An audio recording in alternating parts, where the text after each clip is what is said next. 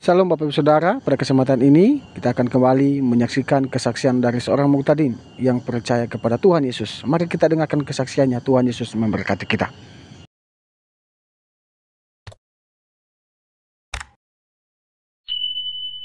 Lebih besar lagi. Akhirnya saya sering ke berbagai daerah bantu pesantren-pesantren, dan itu sangat fly sekali hingga saat ini di mana di situ ada kegiatan ministry untuk kekristenan. Terkadang di depannya itu dibangun satu pesantren, dan entah bagaimana itu bisa secepatnya itu bisa selesai gitu. Sementara yang kita punya saat ini harus bergumul dulu, harus berdoa dulu. Terkadang kita udah bagaimana, tapi memang kembali lagi anak-anak Tuhan itu dilatih kesabarannya yang luar biasa. Ya, karena saya pernah main di jalur hijau. Jadi saya tahu kenapa pesantren cepat bangun. Karena ada satu kekompakan dimanapun. Kita bisa lihat ada satu hal di bagian mana ada sedikit aja masalah, sepertinya satu dunia bisa membantu. Ya, saya tidak menyampaikan hal itu, tapi ini kita realita. Dan itu kenapa bisa sampai terjadi? Karena saya pernah hidup di jalur hijau itu. Nah, saudara yang terkasih, malam ini saya akan sampaikan itu sekelumit perjalanan saya.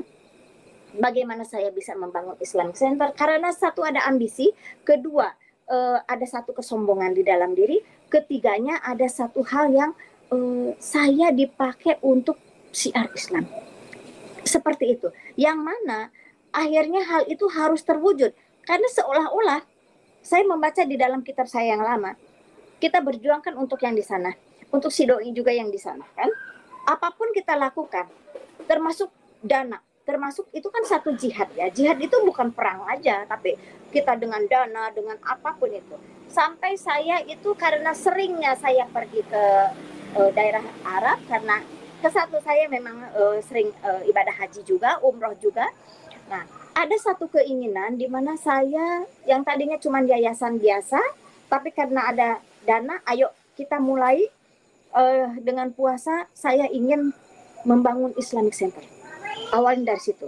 Dari seringnya pergi ke Middle East, akhirnya saya dikenalkan dengan seseorang pengusaha di daerah Uni Emirat Arab. Kalau udah dengar nama itu pastilah wah gitu kan. Ini negara kaya, negara minyak gitu loh. Nah, saya pun begitu. Waduh, saya bilang gitu. Oke lah, dikenalkan. Yuk kita ke sana, kita promosi Yayasan Al-Fat ini, kita ajukan proposal. Saudara yang terkasih, kita kan mengajukan proposal, kita mencari investor, kan seperti itu. Ini bukan hanya untuk siar lagi, tapi karena saya sebagai businesswoman, itu ada bisnis juga gitu. Nah, kita ini yang mengajukan proposal itu bukan hanya sekedar proposal saja. Ibaratnya kita mencari dana bantuan dari luar, nggak mungkin dong, nggak punya meja. Dan mereka mereka akan membantu. Begitu disampaikan, mereka akan membantu yayasan saya untuk Islamic Center, dan mereka juga antusias dengan saya menyampaikan itu. Mereka minta master plan, proposal. Seperti apa misi dan visi saya, seperti apa Islamic Center itu, ke depannya untuk apa, bla bla dan sebagainya. Nah, saya juga kan tidak pernah sampai sejauh itu. Saya rembukan dengan tim saya bicarakan dengan arsitek saya, ternyata dananya itu cukup besar sekali. Untuk membuat proposalnya aja itu pada tahun sekitar 2002-2003 itu udah cukup mahal gitu. Satu buku aja itu sudah nilainya 30 juta waktu itu. Tapi karena rasa keinginan, karena rasa ambisiusnya saya, akhirnya oke deh, kita bikin. Terus Bu, ini untuk cash flow begini-begini. Oke, sampai akhirnya tanah goyang pun saya kan mencari tanah yang luas gitu. Luas karena mau dibikin beberapa item gedung. Itu banyak sekali ya. Kalau di sana kan, di organisasi sana kan yang udah besar tuh pasti ada laskar-laskarnya juga. Nah, itu juga seperti itu gitu. Jadi ada rentetannya ke situ, di mana nanti ada masjidnya, ada rumah sakitnya dan lain sebagainya. Ada pelatihan untuk pekerjaannya juga. Ternyata begitu di ini kan, Bu katanya ada tanah untuk soil test. Oke, soil test itu kan itu tanah orang, tanah goyang. Oke, nanti saya sampaikan kepada ahli warisnya, tanah ini mau saya beli. Oke, dia kasih kasih waktu. Oke, Ibu kalau mau panjar. Eh, Oke, kita kan mau soil test, nggak mungkin dong tanah orang dicongkel-congkel tanpa ada panjar, tanpa ada apa. Saya sampaikan, kita mau ada rencana Islamic Center seperti itu. Akhirnya dipersilakan, bikinlah itu proposal, bikinlah kita ajukan ke Uni Emirat. Dan untuk bikin proposal juga nggak sembarangan. Di situ kan ada beberapa item yang memang harus saya lakukan, termasuk bikin rumah sakit. Saudara, saya juga tidak pernah tahu bikin rumah sakit seperti itu. Ternyata harus ada Mars. Mars itu manajemen anggaran rumah sakit, saudara, bukan Mars planet ya. Saya juga Mars, kok Mars apa? Ini Bu Mars itu karena kita bikin rumah sakit itu seperti hotel, restoran, dan bengkel. Ada memang ya restoran itu kan kita pasien kasih makan 3 kali sehari, kasih ini dan itu. Oh seperti itu. Hotel itu kan seperti nginepnya, itu harus diperhitungkan. Dan bengkel itu dokter, dan dokter itu kan kayak montir dan alat-alatnya semuanya. Begitu dihitung-hitung, oh itu bayar Marsnya aja waktu itu 2 M. 2 M cuman ngotak-ngatik seperti itu. Dan sampai ke angka seperti itu. Akhirnya udah beres di sini, apapun saya lakukan dengan dana saya yang ada, saya jual ini, jual itu, sampai saya pinjam ke teman juga. Satu hal ya, karena ambisi. Karena ambisi, ada kesombongan di mana saya ini terjadi. Karena seolah-olah seperti ini dari Allah Subhanahu wa taala, di mana saya harus berjuang, harus syiar. Dan ini seperti jalan mulus. Awalnya seperti itu, seperti jalan mulus. Oh, semua pada mendukung. Saudara tahu sendiri, di mana kita ada sesuatu, di mana kita ada dana, di mana orang melihat kita dengan pundi-pundi, semua tuh ngaku saudara, semua ngaku teman. Saya juga tidak tahu apakah ini teman, apakah ini lawan, kita tidak mengerti. Tapi pada saat itu semua didukung. Sampai suatu saat saya selesaikan untuk master plan-nya, saya ajukan ke pihak pengusaha di sana, dan ini terima kasih Pak, ini yayasan saya tempo hari. Nama Sarah itu setelah saya dibaptis. Nah, itu yang akhirnya saya ajukan. Setelah diajukan, mereka mempertimbangkan, oh Bu kurang ini, udah kurang ini, dibalikin lagi, dibikin lagi, ajukan lagi. Oh Bu kurang ini, kurang itu, dan lain sebagainya. Sampai pada seketika dia menghubungi saya, menghubungi manajemen saya, bahwa ada penundaan. Saya kaget pemirsa, saya kaget. Karena apa? Apa yang dia minta itu sudah saya penuhi. Apa yang mereka, oh ini kurang ini, udah saya betulkan. Sampai arsitek saya berkali-kali mengulang, sampai manajemen saya tuh betul-betul prepare yang bagus untuk itu. Dan mereka mengatakan dengan mudah, ini ada penundaan. Terus saya begini, oke, kalau begitu saya minta waktu, karena kebetulan waktu itu saya mau umroh dan saya harus mampir ke Dubai. Nah di Dubai itu akhirnya kami bisa bertemu dengan mereka. Saya membawa tim ke sana karena pada saat saya waktu di sana ya, Bapak Ibu, itu perjalanan hidup saya dan itu siar saya juga, di mana ada beberapa arsitek yang tadinya juga anak Tuhan, tapi setelah kerja dengan saya, akhirnya mereka nikah dengan yang lama saya itu. Dengan keimanan saya yang lama, terus mereka akhirnya jadi mualaf, itu akhirnya saya bawa ke sana umroh seperti itu ya. Nah, itu perjalanan saya itu.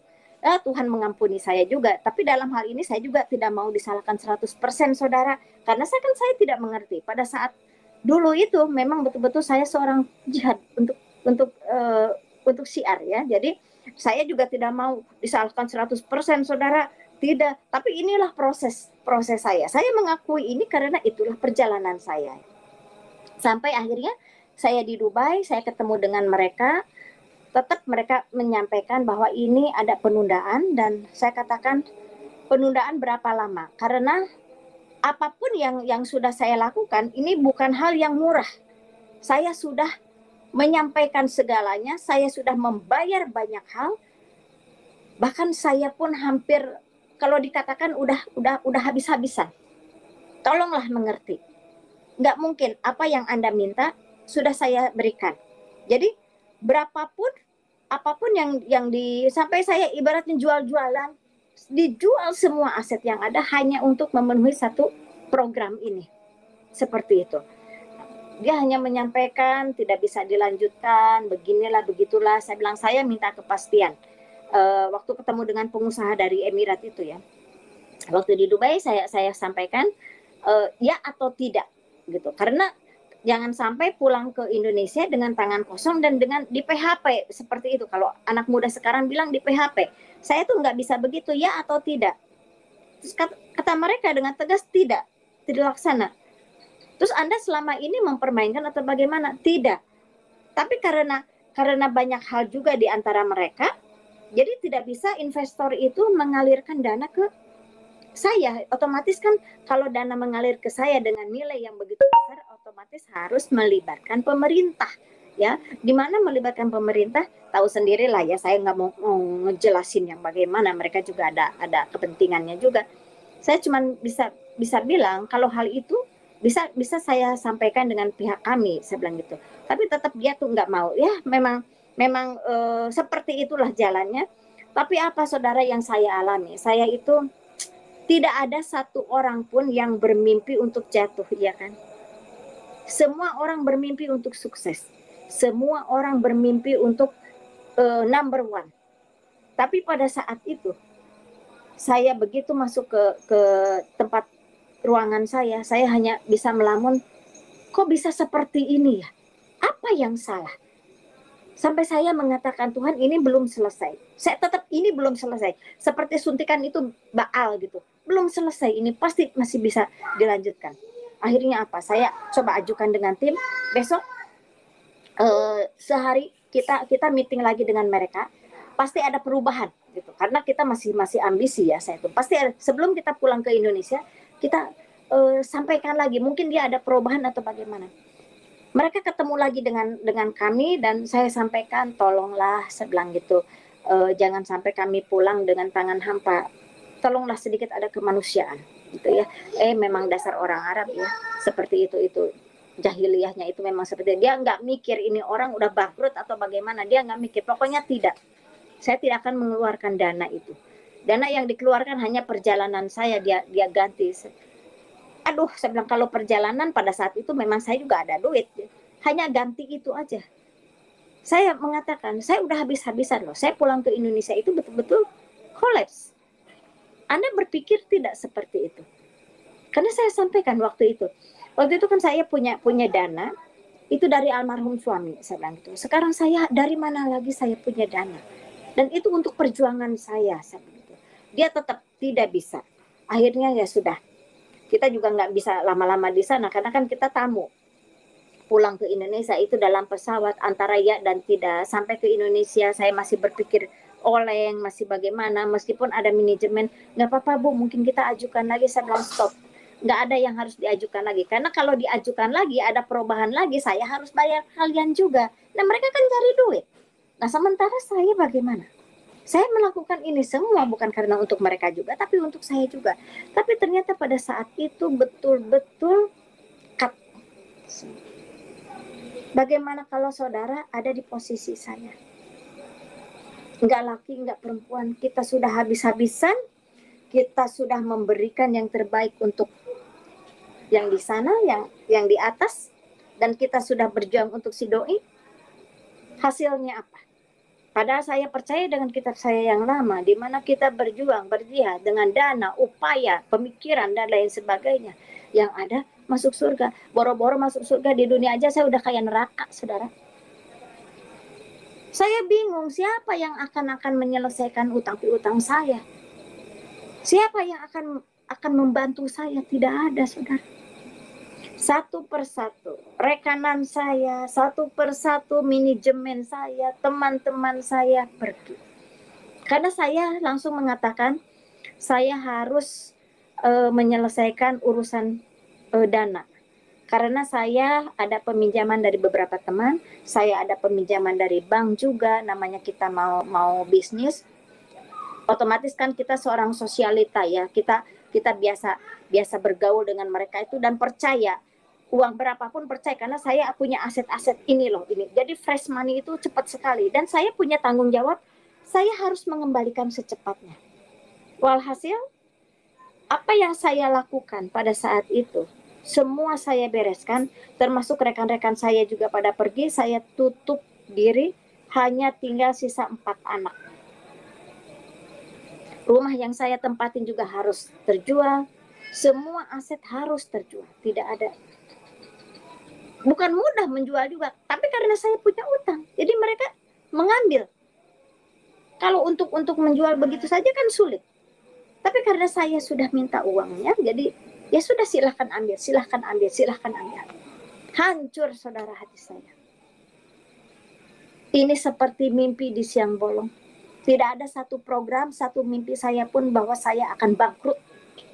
Sejadi-jadinya. Sebangkrut-bangkrutnya.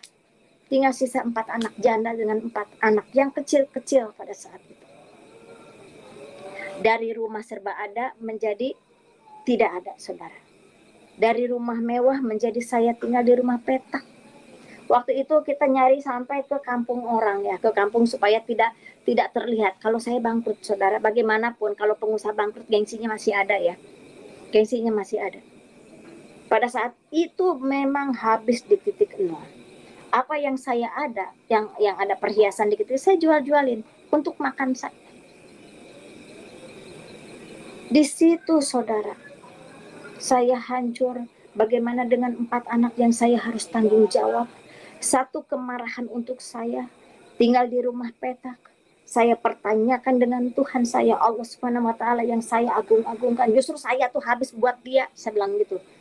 Gue bisa-bisa buat lu, buat jihad, buat si doi juga, kan begitu. Ada di bukunya kan, ada di ininya dia. Saya kan ngaji hatam melulu, begini. Apa yang saya terima? Saya pertanyakan itu, saudara. Surga apa yang saya terima? Di dunia aja udah jadi neraka bagi saya. Siapa yang menolong saya saat ini? Tidak ada, saudara. Rekan saya yang biasa dekat dengan saya pada pergi semua setelah mereka tahu saya bangkrut. Disitulah siapa yang jadi teman sejati? Tidak ada, saudara. Hanya satu, tetangga saya yang dulu sangat baik sampai saat ini. Itu dia membantu bagaimana nasi saya, bagaimana anak-anak saya. Sampai saya tinggal di rumah petak yang harga 80.000, rumah petak gitu loh, yang los seperti itu. Di kampung depannya tuh tempat sampah. Saking ngumpat, saudara, saking malu saya, saking hancur hati saya. Mau kemana saya tidak tahu. Saya rajin sholat, saya rajin puasa, ibadah tuh udah seperti apa ya, saudara. Tapi pada saat itu, saya pertanyakan kepada Tuhan saya. Tiap malam saya sujud, saya tahajud ya, saya berdoa, saya telepon dengan rekan-rekan saya. Jawabannya apa? Mungkin Ibu Haji salah jalan kali, enak aja itu orang ngomong. Mungkin Ibu Haji salah kali niatnya, emang lu tahu apa? Kan gedek banget gitu. Padahal sebelumnya lu makan aja dari duit gue, kan gitu, kalau kasarnya. Tapi saya cuma bilang, ya mungkin saya ada kesalahan. Cuma saya tidak menyangka aja ini habis. Udah saya seperti itu. Sampai akhirnya saya marah, baju gamis, baju muslim yang biasa rapi, udah kayak apa tuh, saya buang semua. Betul-betul saya seperti ini. Mereka bukannya sibuk membantu saya, malah sibuk ngomong gosip biasa lah, seperti itu. Kok lihat tuh, Bu Haji sekarang udah nggak pakai kerudungan. Mereka tidak pernah bertanya, ini orang udah makan apa belum? Ini anak-anaknya bagaimana cara menghidupinya? Nggak ada yang nanya, saudara. Yang mereka sibukkan bagaimana baju muslim saya, bagaimana kerudungan saya. Tapi nggak apa-apa, itu kehidupan mereka. Sampai pada suatu malam saya sholat tahajud, saya sudah hopeless ya. Saya hanya menyampaikan kepada Tuhan saya, ya Allah, saya bilang itu, ini sholat saya yang terakhir. Terserah besok mau ke surga mau ke neraka, saya nggak peduli. Saudara bisa dibayangkan, dari sekian miliar yang saya punya, sisa uang 15.000. Bisa kebayang nggak, saudara?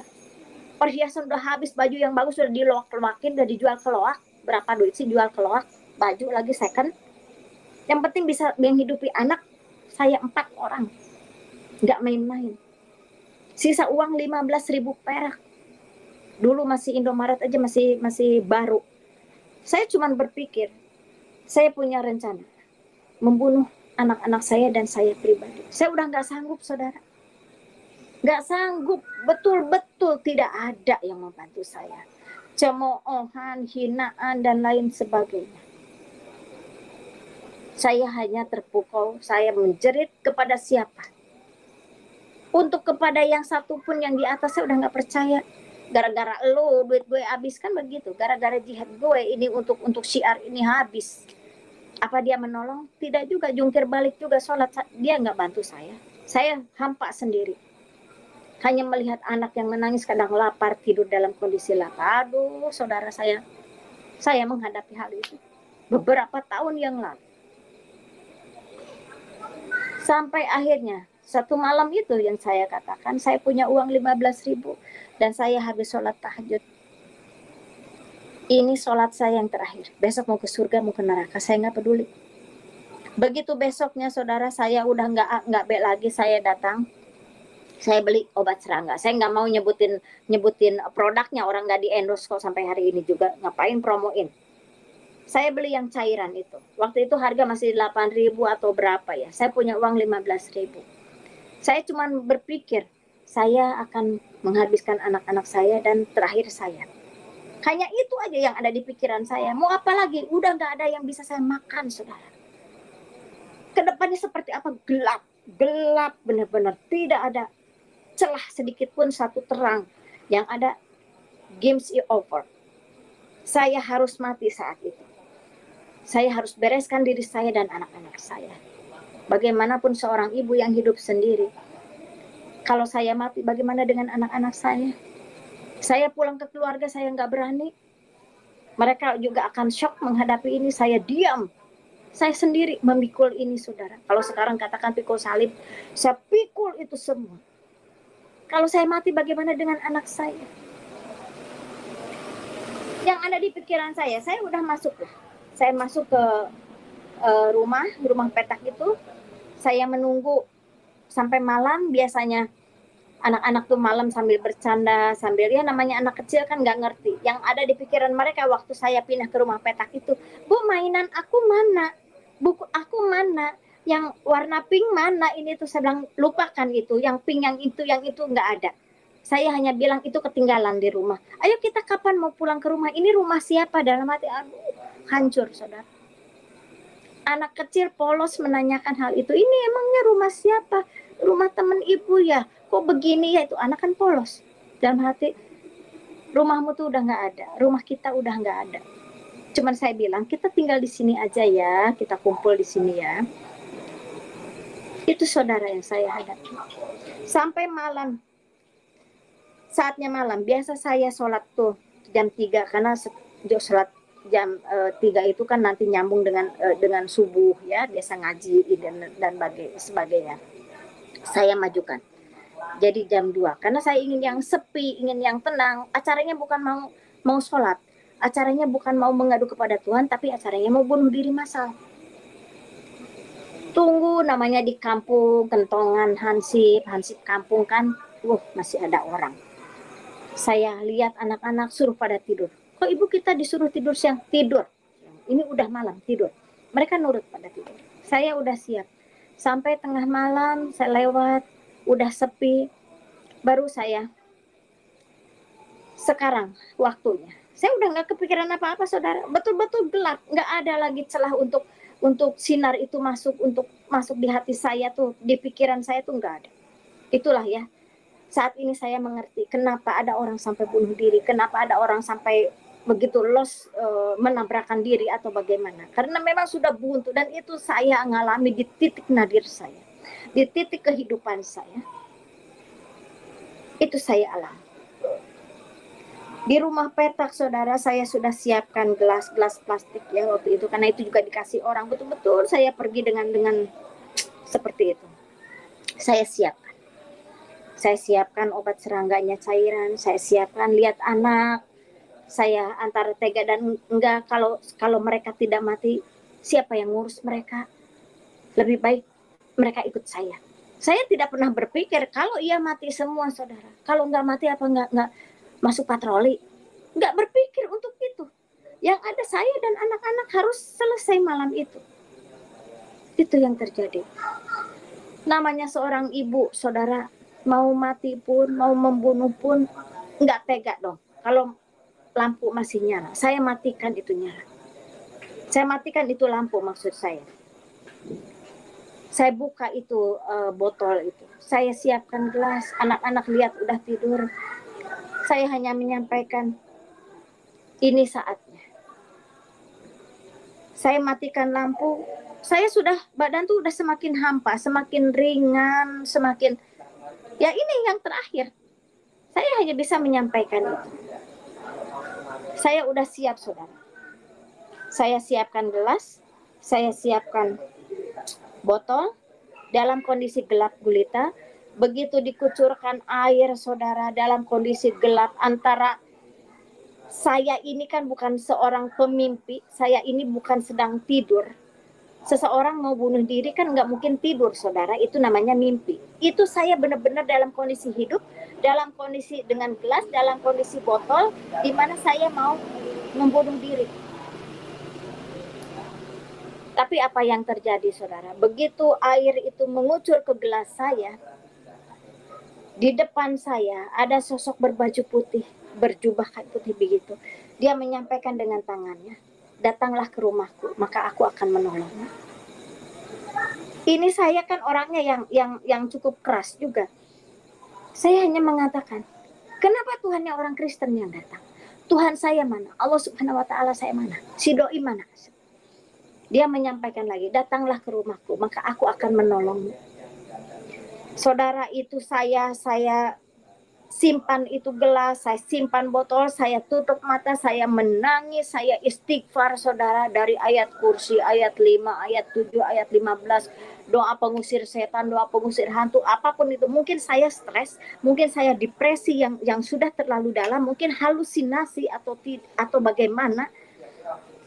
Saya hanya bisa menangis di situ dengan keringat, dengan bau obat cairan, dengan saya kebingungan, saya menutup mata, tapi apa yang terjadi, tidak ada apa-apa. Tapi yang sosok berbaju putih pun itu sudah tidak ada. Tapi pada saat dia ada, begitu terangnya di dalam ruangan saya, saudara, percaya atau tidak percaya, terserah. Tapi pada saat itulah sosok di mana yang menolong saya. Yang pertama menolong saya. Satu hal yang dia tinggalkan di dalam diri saya, harapan. Beberapa detik sebelumnya, sebelum saya mengucurkan cairan itu, saya tidak punya harapan. Yang saya sampaikan seperti gelap, saudara. Tidak tahu ada planning apa, tidak ada secercah cahaya pun masuk di diri saya atau di pikiran saya. Yang ada kegelapan dan saya mau menyelesaikan kehidupan saya. Tapi setelah yang saya katakan, kenapa Tuhannya orang Kristen? Kenapa saya tahu? Karena ada beberapa karyawan saya yang tadinya anak Tuhan jadi ikut saya. Waktu itu mualaf, saya bicarakan itu. Jadi kalau saya datang ke rumahnya, ini siapa? Oh, ini Tuhan saya, Yesus. Oh, saya nggak suka dia. Tapi pada saat saya membutuhkan pertolongan, hanya Tuhan Yesus yang datang kepada saya.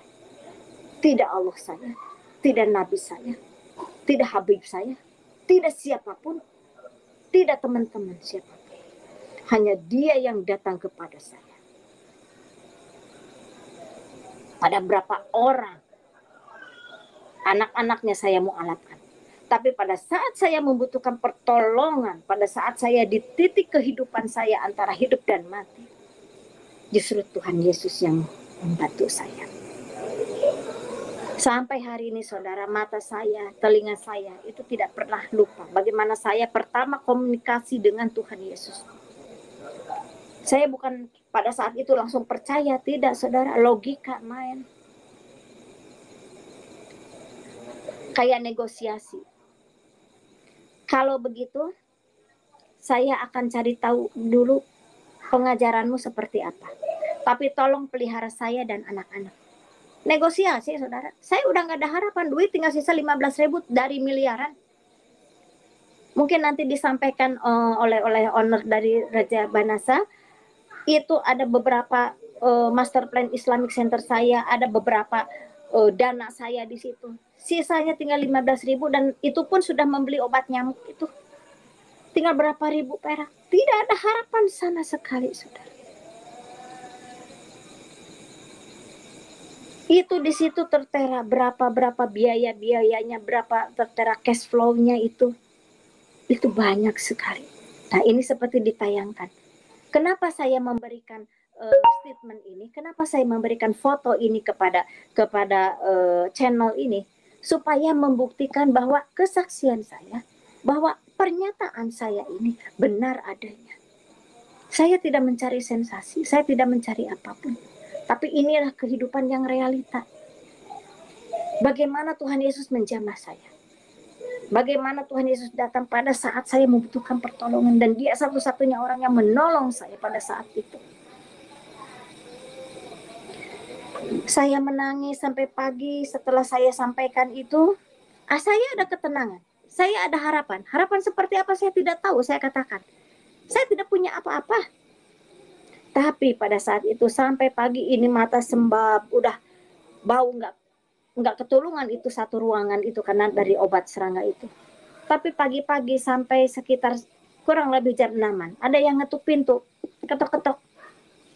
Saya cuma kaget mikir, saya pindah ke rumah petak ini sengaja supaya tidak ada orang yang melihat. Supaya mereka itu tidak tahu kalau saya sampai tinggal di rumah petak. Tapi kok pagi-pagi ada yang ngetok pintu, ini siapa? Saya waktu pindah ke rumah petak itu hanya lapor kepada RT. Tetangga nggak ada yang tahu siapa saya, nggak ada yang tahu, dikiranya mereka kita juga satu level orang miskin begitu. Mereka tidak tahu siapa saya, dari konglomerat jadi melarat, nggak ada yang tahu. Tapi pada saat itu kok ada yang ngetok pintu kontrakan saya buka. Saya bilang, iya Pak, mau cari siapa? Ini rumahnya Ibu Nita ya, saya dipanggil waktu itu. Iya Pak, saya bilang, Bapak tahu saya dari mana? Oh, saya dari RT sebelah katanya. Ini ada pembagian sembako untuk janda dan anak yatim. Saudara, begitu disampaikan untuk janda dan anak yatim itu saya jatuh, saudara. Dulu saya seorang janda kaya, sering memberikan santunan kepada anak-anak yatim, anak-anak duafa dan janda-janda miskin. Sekarang saya dikasih kresek, dikasih bungkusan. Ibu kan janda dan anak yatim katanya. Isinya apa, saudara? Sembako. Ya seperti itulah isinya ya, sembako. Dan ada amplop. Begitu saya buka, isinya 25.000. Saya hanya mikir, kemarin punya uang 15.000, terus saya beli obat serangga, sisa berapa ribu per aku, kenapa sekarang jadi ada duit? Namanya pengusaha, kalkulasi melulu. Saya cuman mikir, ini siapa bapak ini ya? Kok tahu-tahu ngasih bingkisan ke saya? Udahlah, saya harus ngasih makan anak juga. Saya nggak bisa ngasih makan, saudara, udah habis. Tapi saat itu oke, saya ada beras, ada indomie, ada itulah sarden yang begitu-gitu. Saya masak bubur supaya banyak. Saya kasih tuh makan anak-anak. Anak-anak nanya begitu bangun pagi, Bu kok ini bau apa ya, kayak bau obat nyamuk? Iya ada obat nyamuk tumpah gitu. Tapi anak tuh lihat, kok ibu kayak nangis? Iya itu apa, habis ngebersihin ngucek-ngucek mata, ya begitulah alasannya. Saya cuma diam aja. Saya cuma mikir, ini dengan uang yang ada, saya harus apa? Saya tidak punya apa-apa, saudara. Tidak punya apa-apa. Saya cuma mikir, ini harus dimanfaatkan. Belum tentu ada orang yang ngirim sembako lagi. Saya pikir begitu ya. Kemarin aja nggak ada yang bantu saya. Kok ini ada orang satu bapak yang menolong saya, bapak setengah sepuh gitu. Dan ini ada uang. Ini saya harus manfaatkan bagaimana. Dan satu hal, saya itu orangnya komitmen. Semalam saya menyampaikan satu komitmen, apabila saya dan anak-anak dipelihara, maka saya akan mencari tahu ajaranmu seperti apa. Enggak langsung accept, saudara, enggak langsung terima. Datanglah ke rumahku maka aku akan menolongmu. Oh ya, aku akan ikut.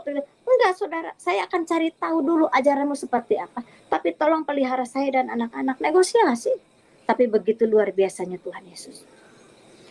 Saya dengan uang yang ada, saudara, saya jalan kaki ke pasar tradisional cukup jauh. Beli apa? Beli kacang kedelai.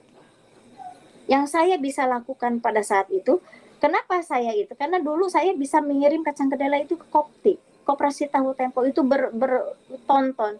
Sekarang harus membeli kacang kedelai 1/4 kilo. 1/4 kilo waktu itu harganya 1.000 perak. Plastiknya beli sedikit, karetnya minta dari tukang warung. Saya jalan lagi. Saya kenalan sama tetangga pinjem blender. Saya mulai dagang, mulai bikin susu kacang, saudara. antara maju dan mundur. Saya mikir gini, dulu saya ini kalau bisnis tinggal tanda tangan jadi. Kalau bisnis ketemunya di mana, dealnya di mana, paling sedikit di restoran, paling sedikit hotel. Oke, kita deal. Tek, ke kantor mana, di mana, di gedung mana, wisma mana. Ini dengan diplastik-plastikin susu kacang, saya harus jalan kaki. Bagaimanapun juga ada rasa malu, tapi saya lihat anak-anak saya sebagai ibu, sebagai bapak, saya harus bertanggung jawab untuk mereka. Saya bungkus-bungkus itu, saya diam, oh saya harus jalan karena saya komitmen. Setelah saya tidak mau sholat lagi, setelah saya menyampaikan saya tidak mau ibadah lagi, saya tidak berdoa lagi, saudara, kepada Allah. Saya akan berjalan dan akan mencari tahu ajaran yang satu ini seperti apa. Logika aja, yang dulu aja tidak menolong saya, apalagi yang baru, kan begitu ya. Tapi itu yang harus saya ada satu dorongan bahwa saya harus mencari ajaran seperti apa. Saya jalan, saudara, bawa susu kacang. Asal ketemu orang, bapak ke gereja atau ke masjid. Asal ketemu ibu, bapak ke gereja atau ke masjid. Selalu saya tanyakan, kenapa bu? Oh enggak, saya mau jualan. Segitu.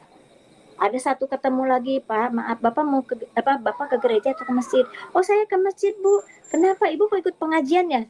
Nanti sama istri saya, dalam hati, gue juga dari masjid keluar. Saya gitu dalam hati, saudara, nggak di depan orang itu, namanya lagi mencari itu.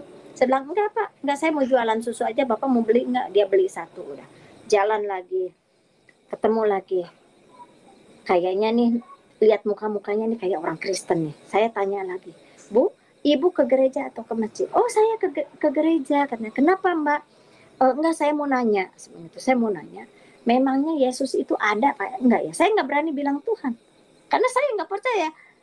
Yang dulu aja nggak nolong saya, apalagi yang baru, kan begitu. Tuhan yang lama nggak nolong, apalagi Tuhan yang baru gitu. Kenapa bu? Bukan begitu. Beberapa malam yang lalu dia datang ke saya, memang dia ada. Iya bu, ada. Kapan?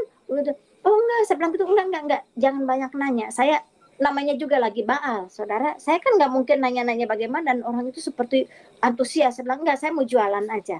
Udah, oh kayak jualan. Nggak apa-apa, dia juga tidak maksa. Saya tanya lagi, jalan lagi. Sampai akhirnya saya ketemu satu rumah yang cukup besar. Saya kan jalan sambil nenteng, saudara. Percaya atau tidak ya, saya katakan, pertama saya bikin susu kacang itu hanya 10 bungkus. Untuk selanjutnya naik jadi 15 bungkus. Saya terus jualan sambil nanya, karena saya komitmen mencari ajaran. Setiap orang ditanya, setiap ke gereja atau ke masjid atau bagaimana, semua tanya. Sampai akhirnya saya ketemu satu rumah yang cukup besar, mobilnya juga banyak. Terus di situ ada ibu-ibu sepuh yang sedang nyapu. Saya bilang, ibu, selamat pagi, ini saya mau menawarkan susu, mau beli enggak? Oh susu apa? Ini susu kacang, gitu ya. Saya tenteng, saya buka. Terus saya gini, bu maaf saya mau nanya, ibu ke gereja atau ke masjid? Oh saya ke gereja. Memangnya kenapa mbak? Ini saya mau nanya, Tuhan Yesus ada apa enggak sih? Dia hidup apa mati atau bagaimana? Karena saya kan punya pemahaman yang di salib itu kan Yudas ya. Terus Tuhan Yesus itu kan nggak ada, gitu. Yang ada kan Isa Al-Masih, dan itu juga terangkat hidup-hidup kan di langit yang ketiga gitu. So tahu banget ini Bu Haji juga gitu ya. Nah, itu yang diajarkan yang nenek moyang saya zaman dulu gitu, seperti itu gitu. Nah, jadi mendarah dagingnya.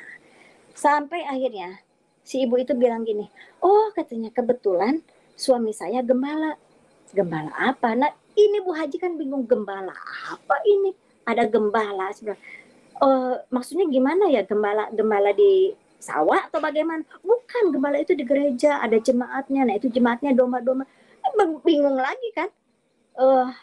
Gini aja, maksudnya apa ini? Kayak pemimpin atau bagaimana? Iya, seperti pemimpin. Nanti saya dikenalin lah sama ibu itu, dikenalin sama bapaknya. Kebetulan lagi ada, katanya lagi nggak sibuk, soalnya bapaknya tuh sibuk katanya. Dia kan hamba Tuhan, selalu sibuk gitu ya. Udah dikenalkan, udah ngobrol. Tuh saya tanya, ini Tuhan Yesus bagaimana, terus akhirnya dia senang. Oke, istri saya katanya minta tiap hari dikasih apa ya, susu kacang langganan, nggak pakai gula. Ternyata dia punya pabrik gula, diabetes gitu maksudnya. Jadi dia pesan susu kacang tiap hari harus dianterin, dan si bapaknya ini sedikit-sedikit berbicara tentang Tuhan Yesus gitu. Oh, Tuhan Yesus itu baik, Tuhan Yesus itu lemah lembut lah, begini begini begini. Saudara, semakin hari dagangan saya itu semakin banyak. Saya semakin kreatif karena gini, ada orang beli susu dua, satunya kan harga 1.000 perak. Ada orang beli susu dua, uangnya 5.000, udah nggak usah kembalian. Jadi kan saya kreatif, oh beli tepung terigu, bikin keripik lah, bikin apa.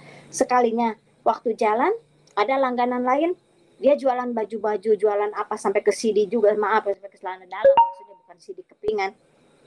Bu, katanya bawain ini. Itu diberkati benar-benar. Saya baru paham bagaimana Tuhan Yesus memberkati saya. Dari orang waktu itu kan tidak percaya. Waktu itu kan saya hanya mencari ajarannya. Tapi bagaimana penyertaan, pemeliharaan Tuhan itu sempurna. Dan dia tidak ngotot harus percaya ke saya, harus dibaptis baru diberkati, tidak. Waktu itu saya kan komitmen mau mencari ajarannya dulu, tapi dengan penuh kasih dia memelihara saya dan anak-anak sampai dari rumah petak yang 80 saya bisa 80.000, maksudnya bukan 80 juta. Jadi pindah ke rumah petak yang ada kamarnya satu itu bisa seharga 125. Waktu itu 125 tuh masih udah besar gitu, udah mendingan gitu, ada dapurnya di dalam, ada kamar mandinya di dalam. Kalau dulu kan rame-rame begitulah. Sampai akhirnya di rumah juga saya jualan baju-baju sambil nenteng, sambil ini, sambil itu ya. Nah, si ibu ini yang gembala ini, bapaknya kalau tiap pagi memberikan satu wejangan, dia buka firman, dan saya mendengar dengan tenang. Saya antusias juga lama-lama, oh iya ya baik ya. Karena melihat dari kehidupan saya, dagangan saya semakin hari semakin banyak. Terus si ibu ini juga kalau disodorin dagangan, dia beli banyak, saudara. Mobilnya banyak, rumahnya gede. Dia ngambil berapa aja kan kita seneng, asal bawa barang apa diborong, asal bawa barang apa diborong. Bayar 300.000 ngambil barang 500.000, bayar 500.000 ngambil barang 1 juta. Kan saya percaya, apalagi si bapaknya kan seorang gembala, seorang hamba Tuhan, dan bla bla bla bla segitu. Ini kan nggak ngerti, Bu Haji waktu itu orang linglung, orang habis depresi berat, mencari kebenaran, mencari jati diri, mencari jiwa yang hilang pada saat itu. Karena saya kan ada masa transisi di mana saya mau bunuh diri, suicide. Di mana saya mau suicide itu sampai akhirnya Tuhan memberikan satu kehidupan yang baru, second chance untuk saya. Nah, ini kan antara human error gitu. Jadi kayak oh ini baik, ini baik. Jadi melihat segala sesuatu baik. Sampai akhirnya sebulan, 2 bulan, 3 bulan, yang punya dagangan baju ke rumah. Bu, katanya, maaf ini saya mau menyampaikan, ibu udah berapa bulan setorannya kok sedikit, katanya. Sementara barang yang dibawa banyak, sampai jual mutiara loh, saudara. Karena memang iya, asal ada beberapa konsumen juga bayarnya benar, saya bayar ke dia. Tapi yang rumah kaya ini, yang istrinya gembala ini, berjuta-juta. Oh iya Pak, saya bilang gitu. Iya, betul. Saya memang dari konsumen lain saya setor ke Bapak, tapi ada satu rumah yang memang cukup banyak ke saya. Tapi orangnya baik, tunggu Pak ya. Tunggu. Terus akhirnya saya ke rumah yang mewah itu tuh, ke istrinya gembala. Saya bilang, Ibu, oh kok tumben siang? Ya Bu, maaf, saya bilang gitu. Ini saya di rumah kedatangan orang yang punya barang. Ibu bisa itu enggak? Bisa bayar enggak? Soalnya di Ibu banyak, saya sodorin tuh itu catatan tuh. Catatan di atas 10 juta, saudara. Itu kan besar sekali untuk saya. Dia kaget juga. Oh ini, oh iya besar juga ya. Oh 11 juta lebih lah itu. Besar juga ya ini. Iya, saya bilang gitu. Terus itu si ibu itu nggak nyangka. Cuman gini, Nita tolong, katanya. Ini kalung ibu dibuka nih, kata gitu. Kalung emas, dia pakai kalung emas. Saya pikir dia minta tolong untuk membuka kalungnya. Mungkin dia mau nyuci, mau mandi atau apa. Saya bilang, baik Bu, saya buka. Buka gitu. Dia kasih itu kalungnya. Nita nih, katanya, kamu bawa ke pasar, nih ada toko emasnya di sini, nih suratnya, katanya, bawa kamu jual, katanya gitu ya. Nanti sisanya berapa, nanti katanya ke ibu aja langsung, katanya, jangan ketemu bapak ya, katanya, mulai besok. Ini ada amanat dari si ibu itu. Saya bilang, Bu, saya bukan mau jual-jual barang orang, Bu. Saya bilang, saya mau nagih uang aja, masa saya harus ke pasar ngejualin kalung ibu? Saya bilang gitu. Enggak, saya nggak ada uang. Dia kasih uang saya tuh sedikit, sekitar 300.000 lebih, dan kasih kalung emas itu. Akhirnya apa? Saya langsung ke pasar, saya ini kan, ini kok saya bilang ada suratnya, ini ada kalungnya mau dijual. Udah cuma dapat berapa juta gitu ya. Akhirnya udah saya pulang lagi, Bu, ini uangnya dapat segini. Ya udah kamu bawa katanya. Udah dikalkulasi ini itu. Ibu masih kurang 7 juta lebih. Ini bagaimana ya saya seperti itu orangnya udah ada. Terus akhirnya gini, ya nantilah pasti saya bayar kata si ibu itu tuh. Tapi tolong katanya, mulai besok katanya kamu jualannya jangan ke pintu depan katanya, langsung aja ke dapur ya, kalau di dapur kan pasti ketemu ibu katanya gitu. Kalau kalau di depan itu kan bapak biasa Nita kan diajar Alkitab katanya baca di situ katanya gitu, jadi pasti bapak ada di situ. Iya iya, soalnya kan bapak itu hamba Tuhan, dia katanya gembala, dia itu pendeta, jadi nggak boleh dengar hal-hal seperti ini katanya. Oh iya, saya kan mikirnya gini, maaf aja saudara ya, kalau di tempat saya dulu itu kan boleh poligami, boleh halal haram tuh kan samar ya. Yang penting katanya apa ya, itu kalau kepepet kan jadi halal kan gitu ya. Ya yang hal-hal seperti itu gitu. Jadi poligami aja boleh gitu. Saya cuma mikir, oh berarti kalau di Kristen itu seorang gembala hamba Tuhan itu betul-betul hidupnya harus kudus. Kan memang selalu disampaikan begitu. Harus kudus, harus benar dan sebagainya. Oh berarti acara utang piutang istrinya aja nggak boleh, saya bilang gitu. Iya soalnya kan bapaknya itu hamba Tuhan katanya, nggak boleh dengar hal seperti ini. Oh iya iya baik Bu. Saya ini dengerin. Mulai besok saudara saya itu jalannya tuh langsung ke dapur. Kalau mau ke dapur itu kan berjejer mobilnya tuh 4 biji. Otomatis kan setiap bayangan itu kan rumahnya itu kaca. Jadi kalau mau ke dapur otomatis pasti kelihatan saya jalan juga mau ngumpet kemana emang situ putarannya. Asal itu ke dapur lagi, asal itu ke dapur lagi. Nah, sekalinya waktu saudara memang semuanya harus terjadi dan ini satu, saya anggap ini satu didikan dari Tuhan. Begitu saya ke dapur, yang buka pintu itu bukannya ibunya, bukan istrinya, tapi si bapaknya itu, bapaknya gembala itu, suaminya itu yang hamba Tuhan. Dia buka pintu. Katanya Mbak Nita kok tumben-tumben katanya terus-terusan, saya tunggu di ruangan katanya untuk menyampaikan kabar berita katanya untuk belajar katanya tentang Tuhan Yesus begini. Kok kenapa sekarang beberapa hari ini ke dapur katanya gitu. Saya cuman ini ya, saya ini megang amanat agung ya dari istrinya bahwa bapaknya tuh nggak boleh dengar utang, nggak boleh dengar dagang-dagang kredit seperti ini. Saya cuman nggak ada apa-apa Pak, saya cuma mau nyari istri Bapak aja, mau nganterin susu. Oh ya, ya sini katanya susunya diambil. Terus saya kan agak kayak orang bingung ya, Pak itu istri Bapak kapan dia pulangnya jam berapa? Itu kalau lagi ke sekolah katanya nganterin cucu saya kata gitu pakai mobil yang satunya. Oh iya lah mobilnya bercecer. Oh iya, kira-kira pulang jam berapa ya? Memangnya ada apa katanya? Nggak ada apa-apa. Saya mau ketemu istri Bapak aja. Saya tuh masih menahan, masih menahan. Sampai akhirnya dia bilang gini, istri saya punya utang berapa? Saya kaget saudara. Ih, sakti ya. Saya pikir saya belum ngomong aja dia udah nanya istri saya utangnya berapa kata gitu. Tapi minutnya tuh udah beda. Saya cuma bilang ini hamba Tuhan apa sakti ya. Sedang kok tahu saya belum ngomong aja. Dia udah tahu. Enggak Pak. Saya mau ketemu istri Bapak. Bilang katanya berapa? Katanya. Saya sambil gemeteran. Ini Pak catatannya seperti itu. Dia gitu. Itu saudara saya juga kaget. Yang biasa bicara tenang, biasa lemah lembut, pokoknya 9 buah roh mungkin ada di dia semua. Cuman satu buahnya yang tertinggal. Itu yang dari Taman Safari keluar semua. Keanggotaan Taman Safari keluar semua. Mungkin dia member di sana kali. Begitu nggak lama datang tuh mobil, keluar istrinya. Wah, langsung dari situ saudara, betul-betul ini seorang anggota Taman Safari. Keluar semua itu, saya cuman bengong aja.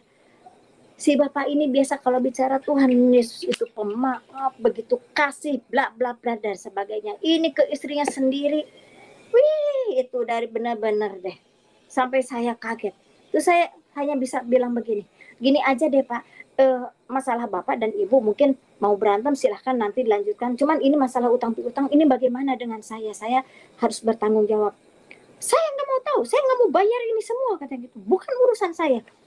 Saya tuh kalau ngomong juga nggak tega ya. Kalau kaos yang dipakai si Bapak Gembala juga itu kaos utangan saya. Kalau saya mau mempermalukan, tapi kan saya bingung gitu, yang ada waduh ini di atas 7 juta saya harus menanggung utang, sementara si ibunya udah nangis-nangis, si bapaknya ngamuk-ngamuk, keanggotaan Taman Safari keluar semua, sementara si bapaknya juga pakai kaos yang istrinya memang sangat mencintai suaminya, dia beliin baju kreditan dari saya, si suami kan tinggal pakai, mana tahu dia yang dipakai juga dari saya. Akhirnya saya pulang, saudara, saya keluar, saya diam di depan rumah itu di pinggir jalan. Saya nangis, saudara, ini masalah apa lagi? Apa masih ada karma saya yang belum tuntas, atau masih ada kesalahan saya? Karena waktu saya bangkrut itu kan banyak rekan-rekan saya kan bilang begini, mungkin Bu Haji salah jalan atau bagaimana. Saya kan cuma mikir, masih ada jalan yang saya salah atau bagaimana ini, saya harus menanggung ini semua. Saya nangis, saudara, pulang ke rumah. Bagaimana ini? Saya cuma bilang, saya berarti harus menyelesaikan utang ini juga. Saya datangin tuh yang punya dagangan baju itu. Saya bilang, Bapak Ibu, saya mohon maaf, saya akan bertanggung jawab dengan utang-utang ini. Saya ada kejadian seperti ini, tapi saya minta waktu, saya akan menyicil ini. Untungnya baik, itu orang Muslim. Untung baik, nggak apa-apa Bu katanya, yang penting Ibu bertanggung jawab aja, saya akan ngasih barang ke Ibu mau jual ke siapa kan saya nggak tahu, berarti Ibu yang harus menyelesaikan. Baik, saya bilang gitu ya, tapi jangan dikasih target waktu, saya bilang gitu, kapan saya harus menyelesaikan ini. Udah dari situ, saudara, saya terpukul sekali. Tapi saya cuma berpikir gini, saya komitmen dengan Yesus, saya harus mencari ajarannya. Saya cuma bilang gini, mungkin ini bukan ajarannya dia kali, mungkin ini salah, tapi ajaran Yesus mungkin nggak begini. Saya harus mencari lagi, saya gigih lagi, saya bangkit lagi, saudara. Utang is utang, saya jualan lagi, ada aja itu berkat untuk menyelesaikan, ada aja itu. Saya juga heran, sampai akhirnya saya juga ketemu orang Kristen, ada ibu sepuh yang dia langganan juga. Akhirnya dia undang saya ke persekutuan. Saya bilang, persekutuan apa? Nanti Ibu katanya di sana ada kesaksian. Kesaksian tuh harus apa ya? Saya ceritakan kan bagaimana pertemuan saya dengan Tuhan Yesus. Saya ceritakan itu, oh ini bagus karena kesaksian. Nanti ceritakan katanya. Waktu itu diundang di salah satu duta besar dari Rumania yang baru kembali ke Indonesia. Jadi ada ucapan syukur. Nah, ada beberapa persekutuan doa yang diundang. Jadi mereka ada persembahan doa, ada nyanyi atau pujian lah gitu. Terus dari yang ngundang ibu saya itu, ibu-ibu yang ngundang saya itu harus menyampaikan kesaksian. Nah, kita kan dari Muslim nggak tahu kesaksian macam apa. Pokoknya ibu nanti cerita aja bagaimana ketemu Tuhan Yesus, ceritakan. Iya, baik cerita. Itu bagaimana Tuhan memberhentikan saya yang jualan, saudara ya. Itu ada Tuhan itu luar biasa. Saya udah ngerendam kacang nih, habis saya diundang di salah satu duta besar dari Rumania itu. Saya ceritakan aja itu. Si Bu Haji Emel tuh blak-blakan gitu. Seperti ini. Itu tamu yang ada yang nangis, ada yang haleluya. Yang bingung saya lagi, saudara, lah kok ada yang seperti ini? Saya bilang gitu, saudara, ini kan saya ketemu dia. Saya bilang gitu, kenapa saudara bicara? Iya Bu, katanya kami di Kristen itu kalau ada sesuatu yang luar biasa dengan Tuhan Yesus itu luar biasa, haleluya, puji Tuhan gitu. Bengong aja Bu Haji itu, udah liar-liar juga gitu. Tapi ya udahlah, biarin lah, saya kan udah cerita, udah, saya nggak ngerti kan kesaksian itu, pokoknya ceritakan ketemu Tuhan Yesus. Dari situ, saudara, asal saya udah ngerendam kacang, saya pikir besok jualan lagi. Ternyata enggak. Ada yang minta nomor telepon, terus saya diundang kemana. Ada yang saya baru ngebungkus-bungkusin, ada orang ke rumah, Ibu di mana rumahnya? Oh, saya di rumah di kampung, saya bilang gitu. Dia datang, pingin tahu benar apa enggak di rumah itu. Iya, dia borong susunya, nggak tahu diminum apa dibagikan, kita nggak ngerti. Pokoknya itulah cara Tuhan memelihara saya, sampai akhirnya saya dikenalkan sama salah seorang. Saya masih penasaran karena gini, saya itu tipikal orang yang saya harus melihat sendiri, harus dengan mata kepala sendiri, siapakah itu, ajarannya itu seperti apa. Apalagi saya udah merasa dibohongin, ujuk-ujuk ketemu hamba Tuhan yang seperti itu, dari halus menjadi kasar gitu ya, dan itu harus saya nikmatin gitu. Sampai akhirnya saya datang ke kedutaan Vatikan, saya untuk menanyakan siapakah itu Yesus. Dia datang ke saya waktu itu, saya ketemu orang dengan pede, saya ketemu apalah security di situ. Ibu mau ketemu siapa? Saya mau ketemu duta besar di sini. Waktu itu orang Polandia tuh duta besarnya. Oh, duta besarnya nggak ada bu, katanya sedang pulang kampung. Dia apa uskup katanya gitu ya, apa pastor apa uskup gitu ya. Dia sedang pulang kampung katanya ke Vatikan gitu. Nanti saya kenalkan dengan salah satu biarawati katanya, dengan salah satu suster kepala di sini. Oh iya iya, gitu. Saya nungguin. Udah gitu datang ibu-ibu sepuh gitu. Terus dia nanya, Mbak katanya, ada apa katanya, ke sini katanya, apa yang bisa saya bantu? Baik, orangnya tuh sangat baik. Saya bilang, ibu, saya kan nggak manggil suster, ibu boleh saya tanya, ini bapak duta besarnya ada apa enggak? Maklum lah, kenapa saya nanya duta besar? Karena saya sering ketemu dengan para pejabat gitu ya, karena dulu kan seperti itulah posisi saya ya. Jadi ketemu duta besar, ketemu ini itu pengusaha itu udah biasa. Jadi target saya itu duta besar itu, iya katanya duta besar kami sedang tidak ada, dia sedang ke Vatikan katanya, ada acara apa dengan paus kata gitu ya. Terus saya cerita, sebelang ibu saya mau cerita ya, memangnya Tuhan Yesus ada? Iya, Tuhan Yesus itu Tuhan kami begini. Enggak bu, saya mau cerita. Saya ceritakan itu saudara, A, B, C, D, bla bla, sampai saya bagaimana ditipu gembala, bagaimana saya mau minum racun, begitu. Susternya yang kaget sampai, oh haleluya katanya. Aduh, terima kasih Tuhan Yesus, terima kasih Bapak, terima kasih katanya Bunda Maria, saya sampai jadi suster kepala seperti ini udah sepuh, belum pernah katanya ketemu Tuhan Yesus. Malah begitu. Saya hanya bingung aja. Kok begitu ya? Berarti bagaimana? Itu katanya. Jadi Tuhan kami itu luar biasa. Dia bisa datang kepada siapapun katanya. Termasuk kepada Mbak. Itu dia datang kepada orang-orang yang dikasihnya. Tapi saya percaya dengan iman saya percaya kepada Tuhan Yesus. Tapi Mbak melihat dengan sendiri, menyatakan sendiri kepada Mbak itu sudah luar biasa. Oh, saya bilang, jadi harus bagaimana? Saya harus bagaimana? Dia ngasih surat. Ini saya kasih surat, nanti Mbak ke itu katanya ke gereja katedral katanya gitu. Ke gereja katedral, nanti surat ini sampaikan kepada Romo di sana. Oh iya iya, saya ambillah itu surat di amplopin. Udah langsung saya tuh, besoknya saya harus ketemu. Saya datang ke katedral. Begitu datang langsung udah banyak lilin, ada patung juga, kan kaget. Ya namanya juga tahu sendiri kan di masjid nggak ada yang begitu kan, tenang sajadah aja sama speaker gede deh gitu ya, sama toa gitu, itu juga di luar gitu. Nah ini datang udah lilin banyak, udah ada patung, saya bingung ini boleh masuk atau tidak, ini halal atau haram, kan begitu namanya Bu Haji, mau nginjak juga ini halal atau haram atau bagaimana bagaimana, itu paket gitu ya, paket seperti itu. Tapi saya harus mengantarkan surat ini. Saya ketemu orang di situ, saya mau ketemu Romo, harus ini. Akhirnya di bawah satu ruangan ketemu dengan bukan Romonya, tapi ada salah satu pastor lah di situ ya. Nah, udah saya kasihkan, saya bilang, Bapak ini ada surat dari kedutaan Vatikan. Oh iya, mana katanya ini juga dari suster di sana. Oh iya, baik saya. Terus hanya begini, terima kasih kepada Tuhan, anaknya sudah tiba di rumahnya gitu ya. Karena saya juga cerita bagaimana Tuhan Yesus itu mengatakan datanglah ke rumahku.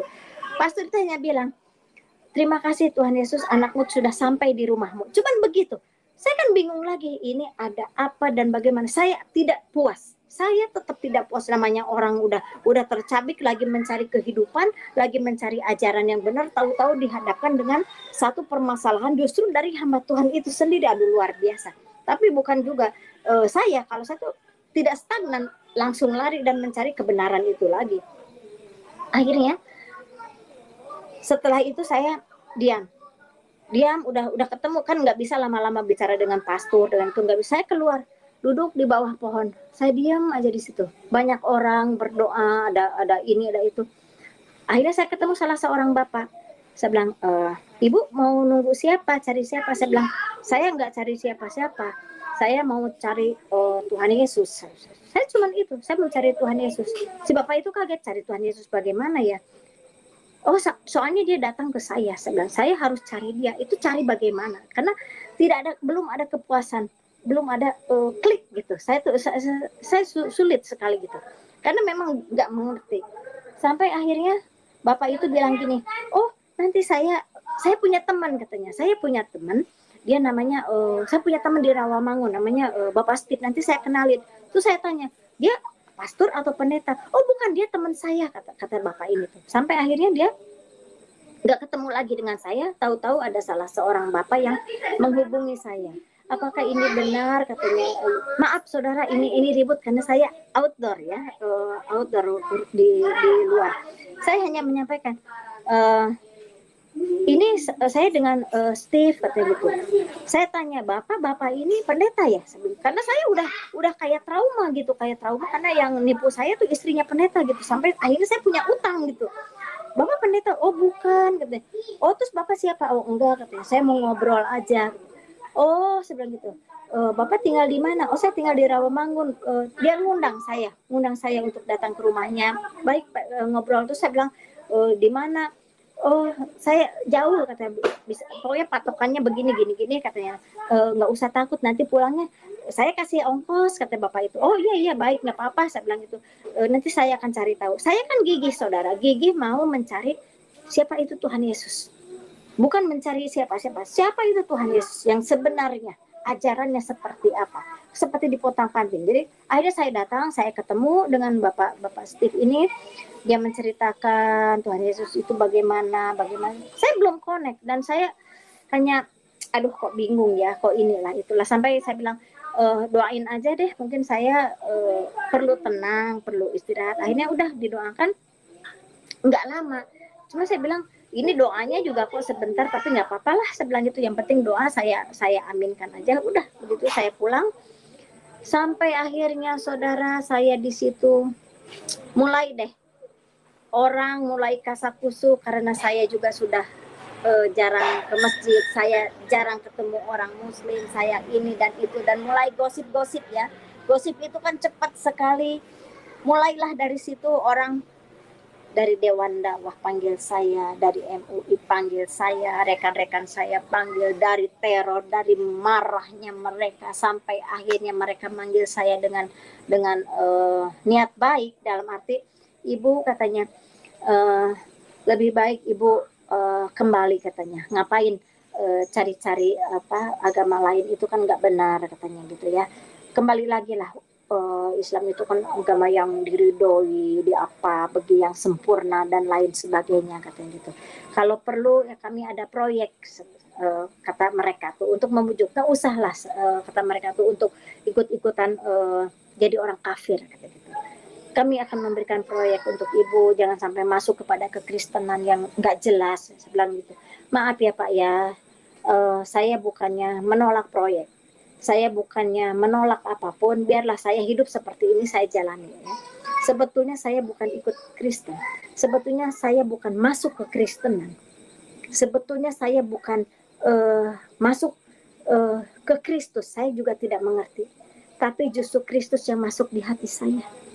Pada saat saya membutuhkan seseorang, pada saat saya suicide antara hidup dan mati dengan 4 anak yang tertidur, yang saya siapkan membunuh mereka, justru Tuhannya orang Kristen yang datang. Teman saya tidak ada, rekanan saya tidak ada, pejabat apalagi, Tuhan saya pun tidak ada, Allah Subhanahu wa Ta'ala pun tidak ada yang selamat. Ini saya berjuang untuk dia, saya jihad untuk dia. Tapi kenapa justru Tuhannya orang Kristen yang membantu saya, yang menolong saya pada saat itu, hingga saya bisa selamat sampai saat ini, hingga saya bisa untuk berkarya sampai saat ini. Dari situ saya menyampaikan terima kasih kepada Tuhan. Tapi saat itu saya belum dibaptis, belum ada apa-apa, belum memikirkan hal-hal lain, di mana waktu itu saya hanya berpikir suatu saat saya akan mengerti siapa itu Yesus yang sesungguhnya. Suatu saat saya akan memahami siapa itu dia yang sesungguhnya. Sampai akhirnya udah mulai kasakusuk, udah mulai dipanggil ke sana kemari, sampai dengan Bapak Steve itu bagaimana dia cara menolong saya. Udah katanya, ibu kami akan membantu ibu, tolonglah saya, ini saya harus bagaimana lagi. Sampai disitulah saya dibawa ke satu tempat. Waktu itu saya dibawa ke Ambon, saya tidak mengerti pakai apa, pakai Lion itu ya, pesawat Lion yang masih orange itulah gitu, yang kayak Metro Mini bunyinya masih gitu. Saya bingung, saya di sana, saya juga mau apa, saya tidak mengerti, sampai kayak semacam ini apa yang terjadi dengan saya. Saya dipertemukan dengan salah satu hamba Tuhan yang luar biasa urapannya, yang luar biasa mujizatnya ya. Dia hidup sederhana, dia memberikan satu hal bagaimana saya harus memahami. Dia tidak memaksakan, tapi bagaimana saya bisa memahami. Dan disitulah satu pergumulan, saya diberikan satu pergumulan, bagaimana saya menyerahkan hidup saya, bagaimana saya menyerahkan sakit hati saya. Orang kan bangkrut itu kan sakit hati, saudara.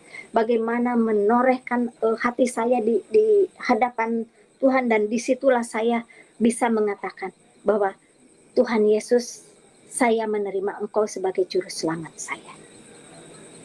Saya bisa accept, saya bisa receive itu Tuhan Yesus dengan segala dengan segala ujian yang diterima. Tapi saya menemukan bagaimana ajaran Tuhan Yesus yang luar biasa dari seorang bapak yang sepuh itu, yang dengan sederhana menyampaikan, enggak dengan kalimat yang aneh yang membuat saya sakit kepala karena pusing, nggak ngerti. Tapi dengan kalimat sederhana saya bisa menerima Tuhan Yesus di hati saya.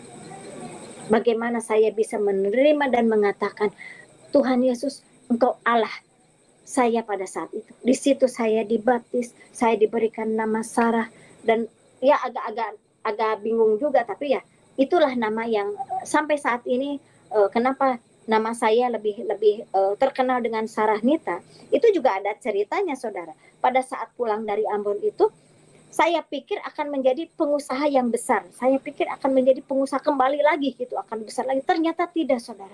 Saya hidup seperti itu, tapi bagaimana penyertaan dan pemeliharaan Tuhan.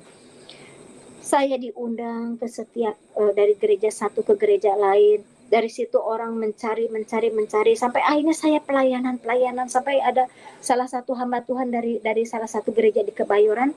Dia dengan datang, waktu itu saya kembali ke Makassar dan saya kembali lagi ke Jakarta. Dia nelpon saya dan menghubungi saya. Bu, katanya, bagaimana kalau saya, katanya, memberi sedikit bantuan untuk ibu untuk ibu sekolah teologi, supaya bisa mengenal Tuhan Yesus itu lebih dalam lagi. Karena begini, kalau ibu terus-terusan dipanggil ke sana sini, kesaksian, lama-lama orang menjadi, benar juga sih, itu banyak kejadian ya. Orang menjadi yang akhirnya tadinya kesaksian benar, akhirnya ditambah, akhirnya menjadi satu kayak entertain gitu ya. Ibu harus memahami itu. Akhirnya mereka menyekolahkan saya belajar di situ, dan saya mau belajar. Egonya tuh dari ego yang egosentris, dari yang begitu selfish, sampai akhirnya Tuhan kikis juga, bukan mengikisnya yang pelan-pelan, saudara. Bagaimana Tuhan meredam saya, bagaimana Tuhan melenyapkan step by step ego saya, sampai akhirnya hidup saya menyerahkan kepada Tuhan saya seutuhnya, Tuhan Yesus yang dahsyat, yang luar biasa. Dari proses, saudara, bukan proses yang mudah. Bolak-balik dipanggil kepolisian, bolak-balik dipanggil MUI, bolak-balik Dewan Dakwah, bolak-balik dipanggil habaib, menyatakan seperti itu. Saya tetap mengatakan, saya tidak masuk Kristen, saya tidak ikut Kristus, saya tidak masuk ke dalam kekristusan, tapi Kristus masuk ke dalam hati saya. Itu ucapan saya. Mau bilang apa? Dan saya jatuh cinta kepada dia. Saya akan mencari dia, saya akan hidup dengan dia. Dia tawarkan, ibu sedang ngontrak, saya ada rumah, saya ada pekerjaan, ada ibu. Saya nggak cari rumah lagi, saya nggak cari pekerjaan, saya hanya melayani Tuhan Yesus yang menolong saya. Saya punya utang kepada dia, dan saya punya janji komitmen kepada saya. Yang akhirnya saya juga memahami, kita sudah tidak punya utang karena Tuhan Yesus sudah menyelesaikan utang. Tapi saya punya komitmen kalau Bapak Ibu Saudara, kita sudah mendengar bagaimana kesaksian seorang Murtadin ini, di mana dia percaya Yesus sebagai Tuhan dan Juru Selamat pribadinya. Benar yang dikatakan Tuhan Yesus bahwa akulah jalan kebenaran dan hidup, tidak ada jalan melalui Bapa melalui kepada Tuhan Yesus. Maka dari itu percaya kepada Yesus, engkau akan selamat, dan kalau tidak percaya Yesus, engkau akan binasa. Ya, sekian saja yang bisa saya sampaikan. Tuhan Yesus memberkati kita.